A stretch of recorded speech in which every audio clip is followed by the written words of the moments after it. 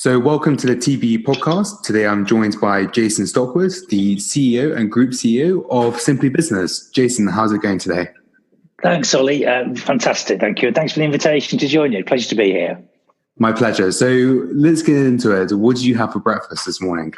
For breakfast? Oh, you're going to hate me for this. I skip breakfast today. I only eat if I'm hungry. That sort of myth that it's the best meal of the day. For me, I listened to my body, so I had a cup of coffee and took my kids to school and waited till lunchtime. So I didn't have anything at all, unfortunately, unless a strong cup of coffee counts.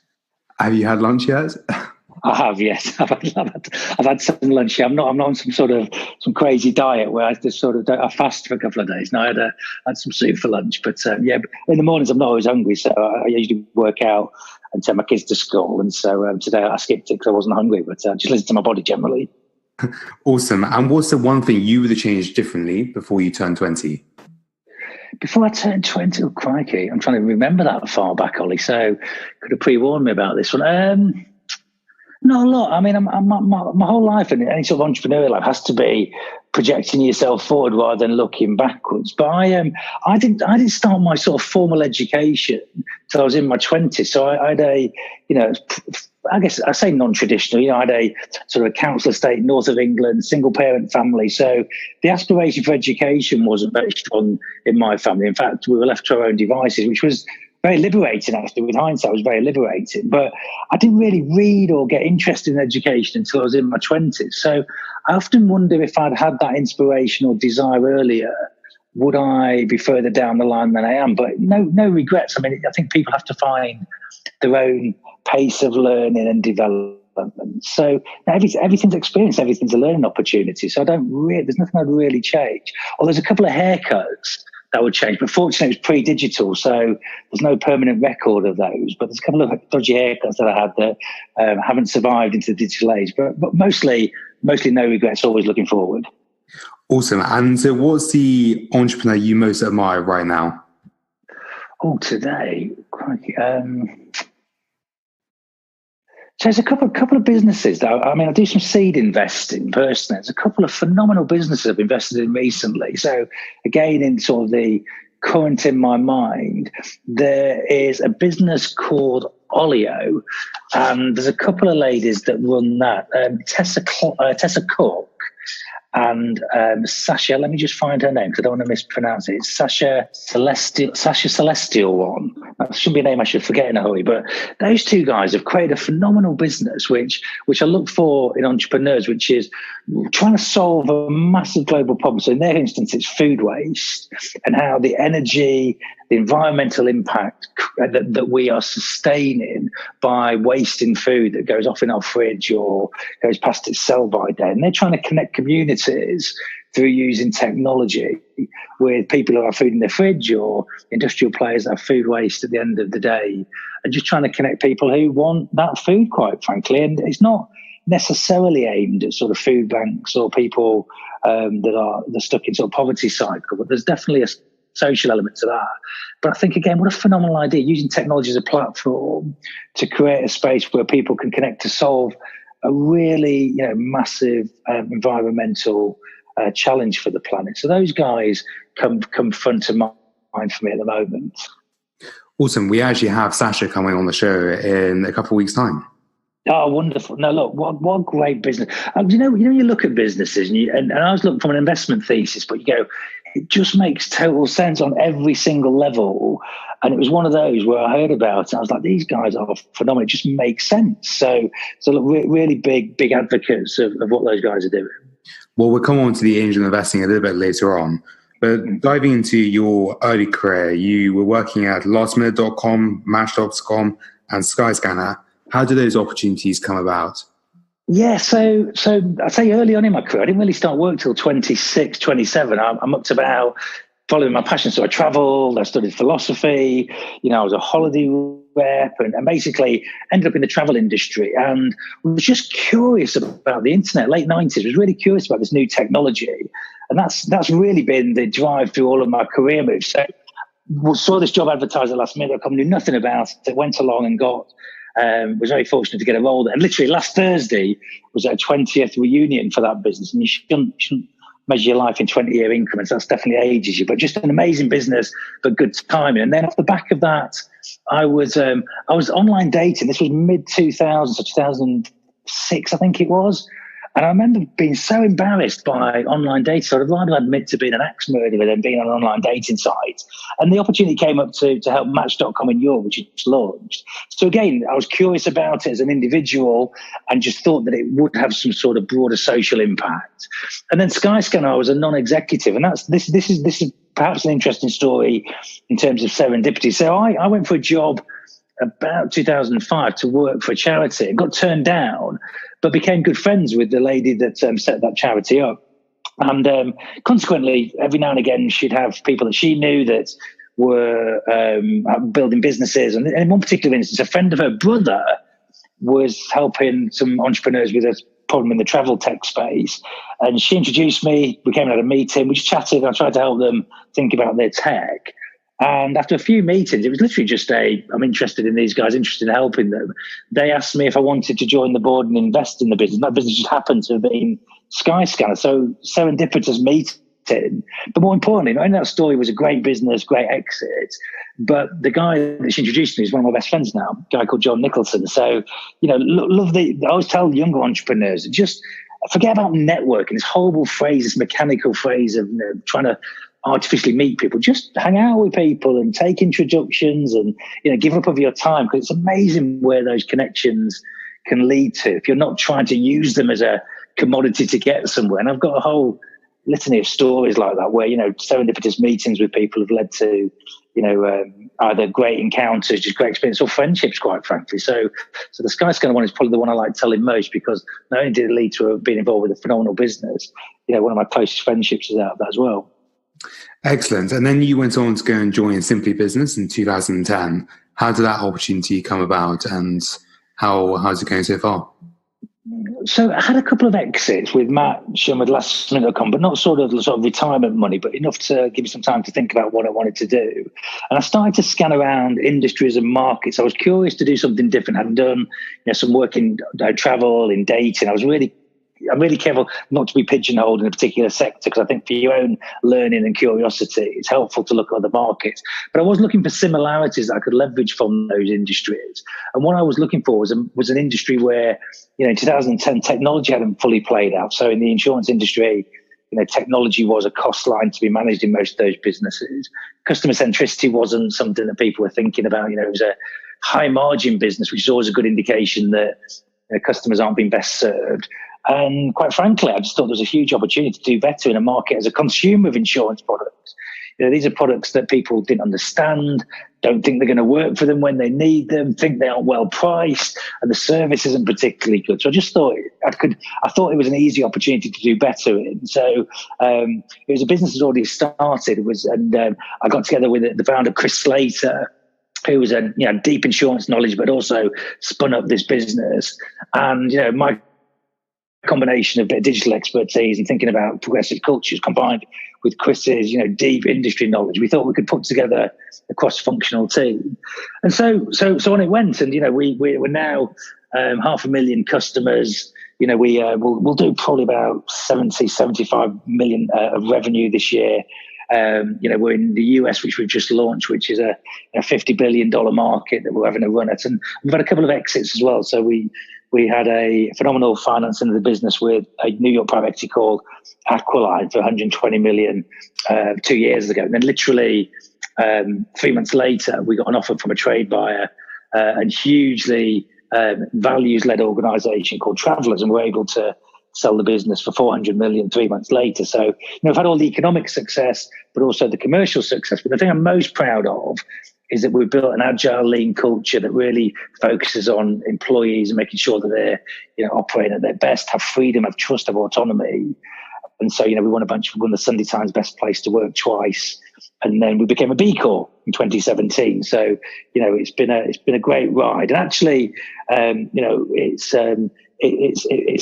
really is my life's work. It's the thing that I'm proudest of, that I feel like I've influenced most. But it really is, a 20 or 30 year plan to take this business globally and try and make it hugely successful as part of the Travelers organization now. You talk about a good place to work and creating that company environment. How do you do that, and how do you make sure all of your colleagues are happy in your environment? Well, you have to be deliberate about it. I mean, firstly, it's got to come from a place of authenticity. So you've got to care about this stuff. So you can build a culture by being tactical and pragmatic and, somewhat systematic around building a good culture. But most of all, you need to really want the best for people. And I think that's not some sort of altruistic aim, by the way. It's really about, building a business I wanted to work in, which meant that I wanted to create an environment of high quality people, curious people, but people in a high trust environment, which means that people could use the agile and lean methodology to experiment towards the truth. So the way I define leadership today, again, there are many models, but the one that I think works best is, you have to have a clearly defined strategy, so some strategic aims for the business. And then you hire great people. And the role of leadership is to role model the behaviors and values and then get out of the way and let people do their best work. And you just come in to course correct that. So I think we focus very heavily on the right quality of people. We focus very heavily on having a clear, ambitious strategy. And then the leadership's role is to create an environment of trust by role modeling the behaviors, supporting people in every part of their life, not just the 8 or so hours they work with us, and then making sure that you have fun with it. So we have a lot of parties. We still have a 3-day party every year where we take the whole business abroad to create bonding experiences and memories. So whilst mostly we just like parties, part of it is very deliberate to create strong cultures, strong bonds between people's stories, institutional memory in an organisation. And then practically, we did things like we made sure that, we have an open diary system as an example, whereby people can see in my diary when I'm dropping my kids off at school or, when I'm out on date night with my wife. So just so people can see that work isn't the only thing. Your whole life has to work for you to be successful. And so the idea, particularly today, where, life is speeding up and we're always on, it's about creating that space and balance so people feel like they're coming to work as a part of their life, not something distinct from it. And, it's not a death march, as my friend and colleague Lucas Oberhuber always says. You've got to create a sustainable pace and culture that allows people to do the best work but have fun and feel like they're reaching their own potential at the same time. And you talk about that trust environment, and you're saying you've got nearly 500,000 customers, which is amazing in a very short period of time. How do you create that customer relationship, and how do you avoid that user growth from tanking? Well, it's interesting. So there's no secret. So I keep saying in the book I talk about the idea of innovation. To me, there are innovations that are kind of Steve Jobs, or the Elon Musk asteroid mining. But for most businesses, I think the idea of innovation needs to be more grounded in trying to experiment towards small truths every day. And so that's really what we've done, is that we set the bar on, wanting to create a great environment for our employees first and foremost. Because I believe, in a digital age, the distance between your culture and your customer is zero. So, your customers see exactly. So if you've got people who hate working in your business or bad actors, then your customers are going to feel that. So in order to serve your customers in the best way, you've got to have a great culture. That's the first thing I believe. And then, we're just trying to improve every single day in the business by small iterative experiments and changes that keep pushing the ball a little further down the field. And I think that's really the mindset that we've said, look, we started off with trying to simplify a process in an industry that wasn't known for simplification. Particularly, our customers are small businesses. And so incredibly complex sell, a huge variety of products and services. So we wanted to use design methodology to simplify that experience. So these people, our customers, haven't got time to spend days speaking to brokers. They want to go online, get a product that is fit for purpose, that suits it, is understandable, and is a fair price. And so that's with that mindset, we've just constantly, every single day, we come in and we try and improve the products and services. And that's been our ethos. So over the years, that obviously gathers some momentum, and we're trying to make sure that we look at that relationship as we're here to serve customers in a moment when they need us, when they claim. That's our objective. It's not about just flogging insurance, which a lot of companies do. It's about how do we set up our business to be there when customers need them. And that's at the point of sale when they need simplification, and it's the point of need when they've got a claim as well. And if you have that true to your heart and keep wanting to improve that experience all the time, and a feeling that you're never finished, then hopefully the service just gets better and better over the years. And hopefully that's what we're doing. That's what our customers' growth is telling us is still happening. Awesome. So I guess reaching, 500,000 users doesn't come out with some challenges.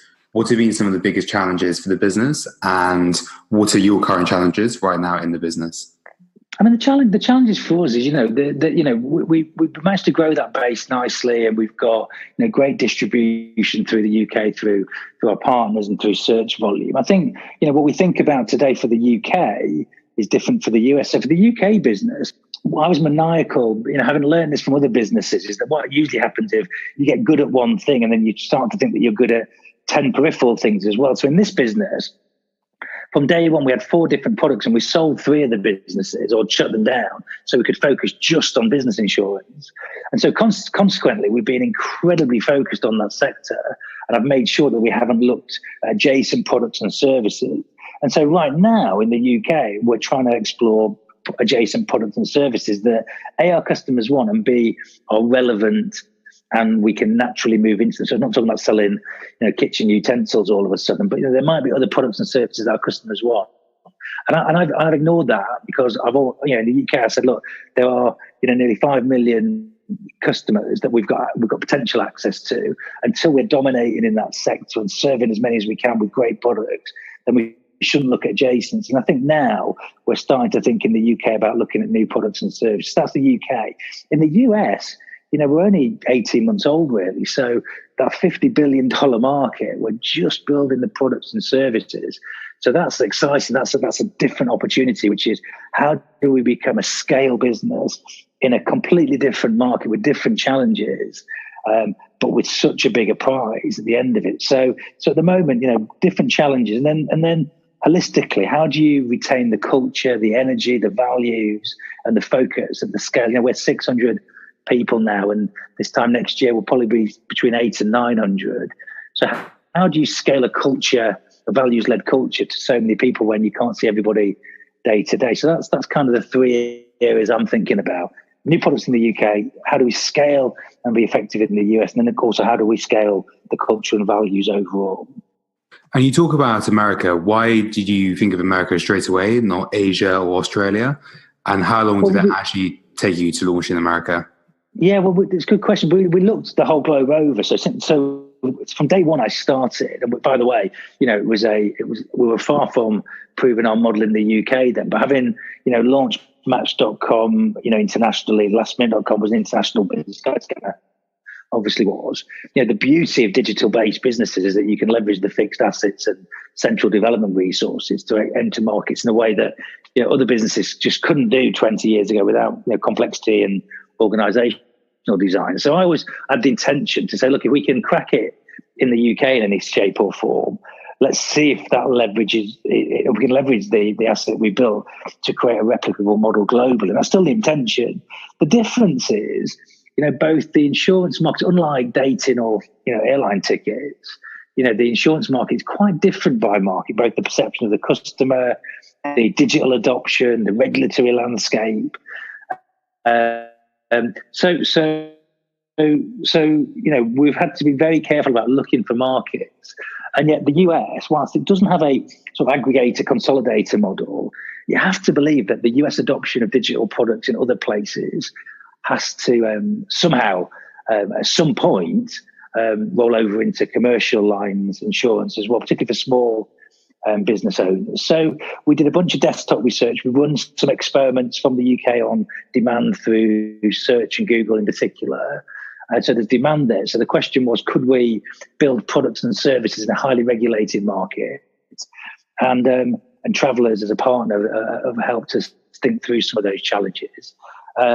So the US was just massive market opportunity, high digital adoption, whereas other markets that we looked at either didn't have the digital adoption or didn't have the market size in, or had other complexes like China, for example, has huge, regulatory and cultural complexity that just makes it so much different risk reward balance. So US just felt like it was the right time.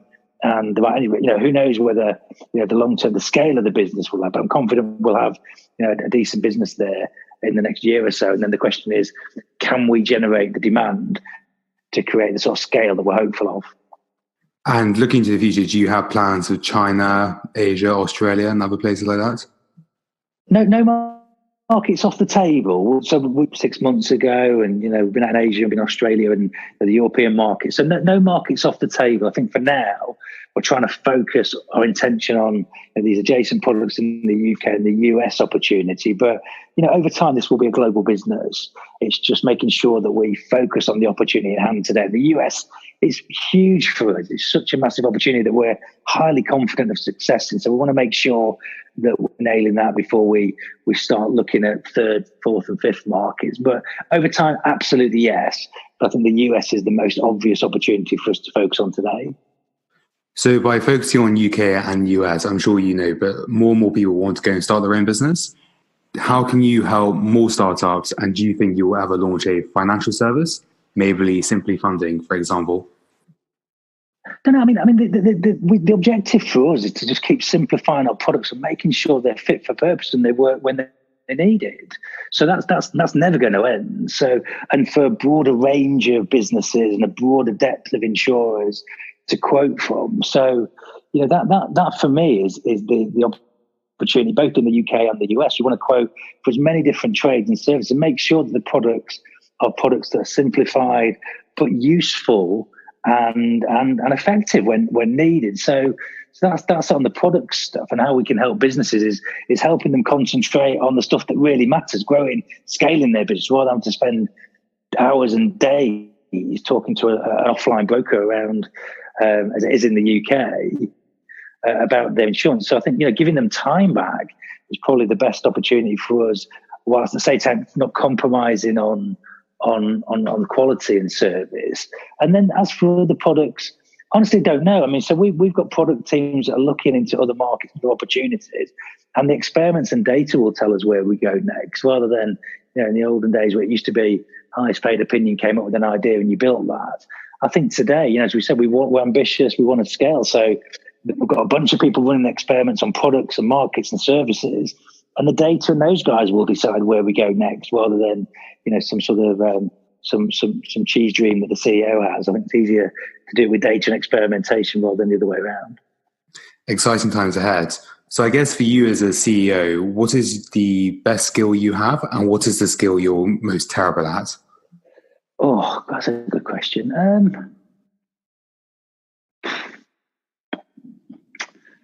Really good question. I mean, I'm disorganized, Ollie. So, and this could be my best or my worst quality. So my mind is all over the place, and I struggle with structure, and I struggle with my idea of a nightmare is like an IKEA piece of furniture without that explanation of how you should do it. My mind just doesn't work that way to go systematically through stuff. But I think that helps you see patterns. I see patterns, and I'm curious about everything. And so I guess what at the heart of where I think my mindset has been useful is seeing connections between disparate markets, so travel and dating in this market, seeing connections between philosophical thinking and how you can apply that to workplace, to psychological experimentation, how you can do organizational design through that. So I think it's my best and my worst quality. The ability to see patterns in disparate data sources. I regard myself as autodidact, and I'm sort of polymath as well. And I'm interested in everything, but I'm self-taught. And the ability to connect things, I think, is really interesting. But God, it's frustrating for the people, I think. And I've got that feedback from people that my mind's always looking forwards and looking at new, interesting things. And I think, the ability to focus on the here and now and today. So I've always had great partners and people that can do that for me. So, Chris, who was the guy I worked with, Chris Slater, he was incredible. We crossed over in terms of our ability to think tangentially, but you need someone that can drag, some of these ideas down into the day-to-day and practicalities of what we're going to do. So I think that's probably, I hope that's not a cop-out, but I think it's the same answer. I think the ability to think exponentially in patterns and disparate sources and multiple different disciplines, I found interesting and helpful, but I can also understand how that's frustrating as well for people. Well, talking about organisation, you've just launched your own book. Congratulations. Reboot. Thank you. And I quote, it's focused on the digital age. Why did you want to launch your own book, and what was the idea behind it? So, yes, Well, a couple of things. So I was approached by a publisher because I'd been talking and writing about some of these issues. But the drive was threefold. So the first one was, there was this study out of Oxford in 2017. You might have seen it. It was some guys called Fern Osborne who talked about 47% of jobs that exist today will be gone by 2030. And, a great headline and possibly true. I mean, none of us really know. But, the reality was that there was no counter argument to that being positive. It was kind of like automation, AI is going to happen. Good luck if you've got the type of job that's going to go. And so there was two reactions. That one, I wanted to try and talk around, even if that is true, we've got 20 odd years to try and work through that. We can't really just give up the ghost and wait for the machine revolution. Secondly, it didn't really tally with my experience. So I've been involved in technology for the last 20 odd years. The hypes that we've been through are both in recent history and actually over the long view of history. If you start to look at things like robotics and manufacturing in the 80s or, the industrial revolution, things that happened there, generally there's a change and there's a course correction. So wild predictions, I'm always nervous about wild predictions. So it didn't really tally with my experience. I wanted to, posit some counter arguments to how we might use this technology. The second thing was I wanted to write a little bit around the way we've scaled Simply Business. Startups are well documented, but scaling businesses, there's not that many books around how you might approach that. So again, whilst by no means a perfect model, the opportunity to write some of the things, good and bad, that we've done at Simply Business so that people could use that as a reference point and decide whether they wanted to do it themselves that way would be helpful. And also, as we scale, as I talked about, the ability to give a book an induction to people so they can see a little bit of our cultural heritage. And then the third and probably the most important one was, I've got young kids, 9 and 7, and I've been trying to work out their relationship with technology. Not unlike many people in technology business, I didn't allow my kids on tech until they were 5 years old or thereabouts, and even now it's moderated. So I want them to have a positive relationship with technology, but I think we're starting to see now, I think I made a decent decision on the basis that we're starting to see the corrosive nature of mobile addiction and the fact that, there are supercomputers around the world pointing at your children's minds. It's not just a fun little game that they're playing. It's about addiction and attention. So, it's also a conversation around what of our humanity do we want to retain as we go into this, project ourselves into this future that is inevitably going to be more technologically led? There's inevitably going to have different types of jobs in it, the jobs that my kids are going to have to be thinking about. So it's really a chance to sit down and write a long form piece around and think through some of these ideas and our relationship with technology, which is, a place I've built a career in, but I'm also, it needs to be, I've heard it phrased as, it needs to be a tool rather than a taskmaster for us. And I think we've lost sight of that a little bit. So, so when I was approached, I pitched this idea to one publisher, to Penguin, and they picked it up straight away. So, and so the opportunity to write something long form was a real privilege, and then use it as a platform, hopefully, to get a bit of debate and get the ideas out there, rather than just, mindlessly accepting that, we're all going to be uploading our minds into the matrix in the next 20 years or so. It's super interesting. You talk about, young people being addicted to phones and, the job. Not just young people, by the way. It's everyone. Yeah, it's everyone. But I think the young people have got a chance to change it. But do you think, talking about, I guess, that addiction and the jobs changing very quickly, do you think more and more people are wanting to become assetless? They can't afford to buy their own house because a place like London is so expensive. Do you think young people, especially my generation and maybe, your kids' generation with similar ages, do you think they'll maybe move outside the UK? Where do you think this whole economy is going? So I think there's a couple of things in that statement. So again, I think you're spot on, by the way, which is, if I look through the last 10 years of how people have mindlessly accepted technology. So I'll give you one example. So in my business in 2012, we started to ban technology in meetings because I've noticed, and I was the worst person, by the way, the worst addict. People have come to meetings and pull out their phone. And so what we said is, look, if you come to a meeting, leave your devices, leave your computers behind and be present, but also be accountable. So if the meeting's rubbish or it's useless or it's just not effective, you have every right to leave a meeting. That's the sort of power hierarchy. But let's live deliberately and use technology in a way that is conscious. And so, again, this was 6 years ago now. But I think now we're starting to realise with everything in the press, and the BBC just released something last week, which is, it's a discussion and a debate with the major technologists around, I'm sure, Outplay or something, I can't remember, but it's the idea that now we're starting to realise it as parents, as a generation, but as a lost generation, I think, as well, that just have been stuck. Realise that these things were literally designed to be addictive. That's not a euphemism.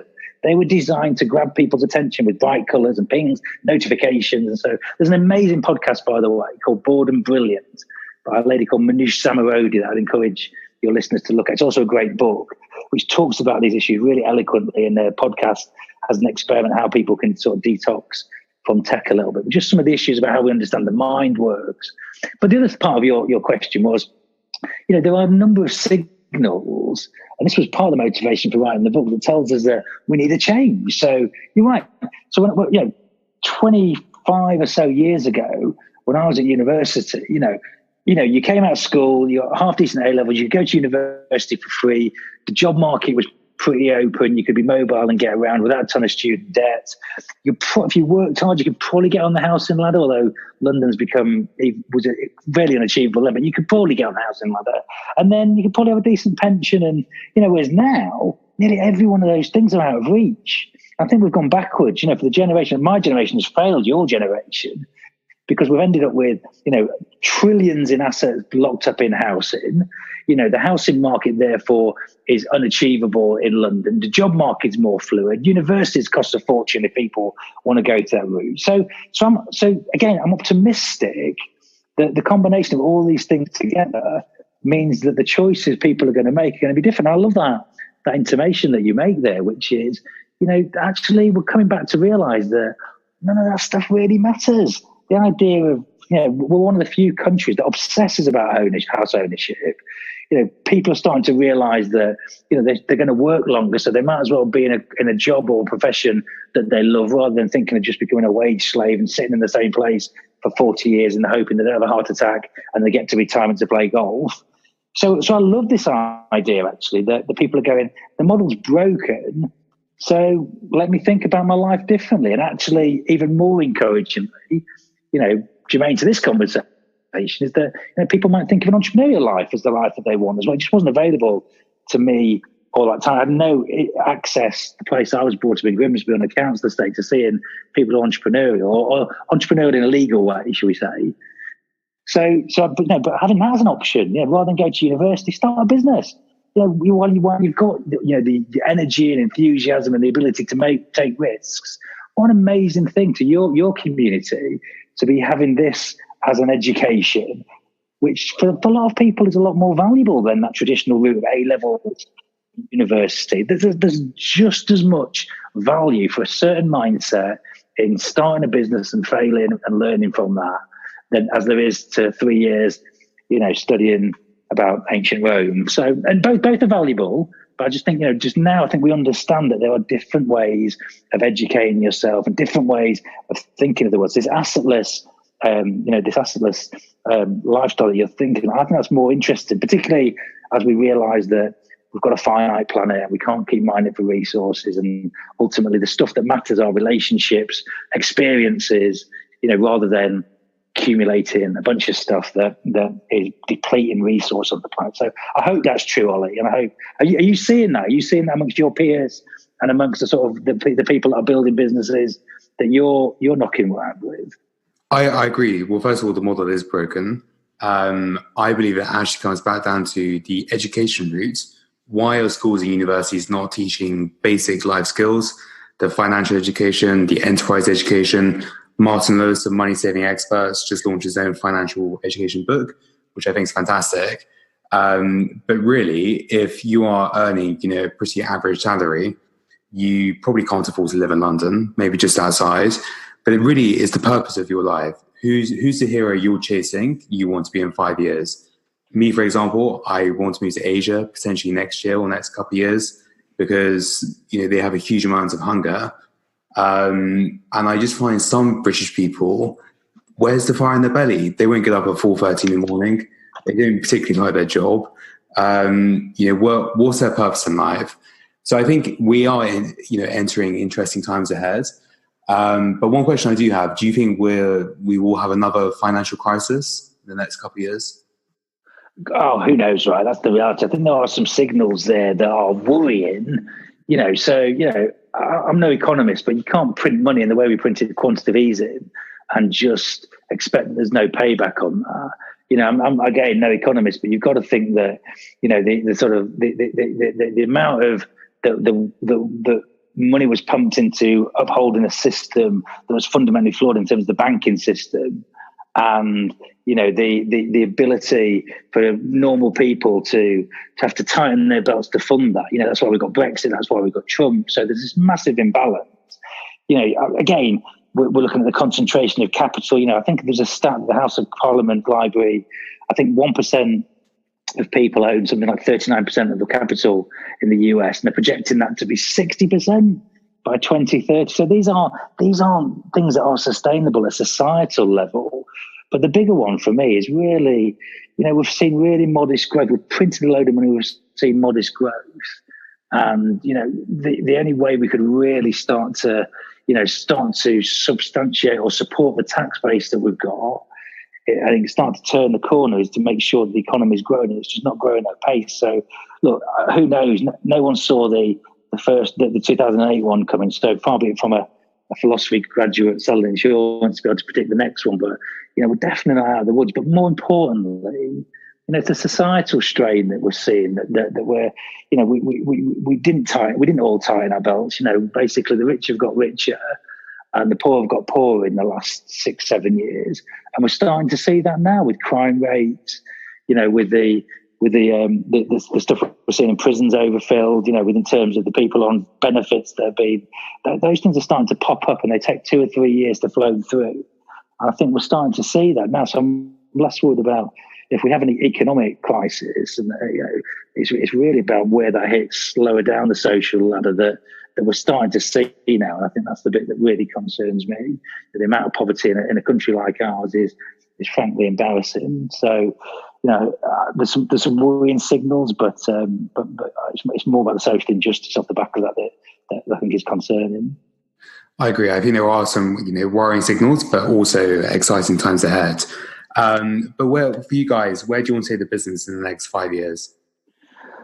Oh, look, success in the US would be our primary focus. And I think, that's within reach for us. So I think we're going to retain our focus on that and doing it in the right way. So the way that it's culturally relevant, the way that values our employees, our customers, the environment. I'm a trustee of B Corp in the UK as well. That's a legal change to your constitution as a business. That means you have to consider not just shareholders, although they're massively important, but also the environment, your employees, and general society. So just making sure. So I think for me, it's about how do we continue the success in the UK?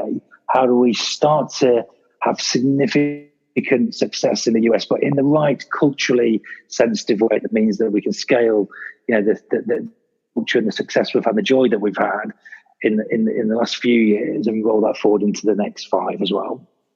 And so just to finish off, what advice would you give to Jason, age 20? I think just take care of yourself. I think just to be a little bit kinder to yourself. I think the other thing, before I found a business that I absolutely loved working in, I think I was a bit reckless with my health and with my mental health and my physical health. I just think, just take care of yourself. It takes a while to appreciate, that some of the things I was holding on to from my youth that weren't particularly healthy. I think if I just, known that. But again, I come back to my early comments. I don't regret. I've had a phenomenal run. I've had a lot of joy.